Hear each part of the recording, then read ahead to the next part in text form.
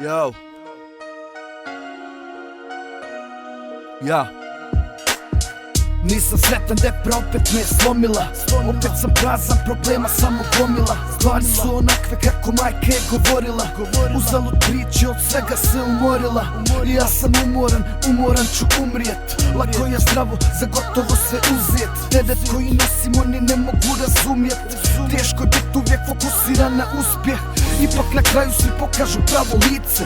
Mnogi te prodaju zbog obične sitnice. Mnogi te izdaju zbog obične sitnice. Šire polepu u društvu ko zarazne klice. Lakše je promijeniti svijet nego se miriti s njim. Težak je vaka došao, teško je biti fin. Ovdje čovjek bi pukao i da je jebeni zid. Oni što krenuli su leđa, neka bude i stid. Glavu dignem kad nikom nema, ja idem dalje, neću da se predam. Ja sam sretan jer Bog me gleda. Bolje dani doći će jedan po jedan. Glavu dignem kad nikom nema, ja idem dalje, neću da se predam. Ja sam sretan jer Bog me gleda. Bolje dani doći će jedan po jedan. Svi su drugovi dok je korist u pitanju.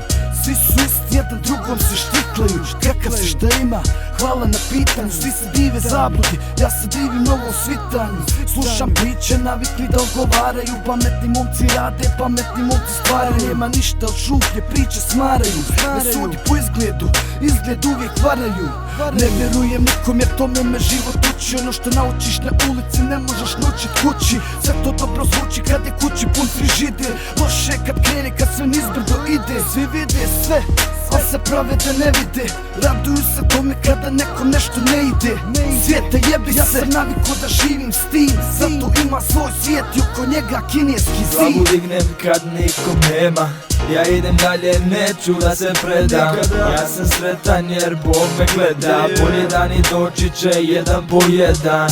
Glavu dignem kad nikom nema, ja idem dalje, neću da se predam. Ja sam sretan jer Bog me gleda. Bolje dani doći će jedan po jedan.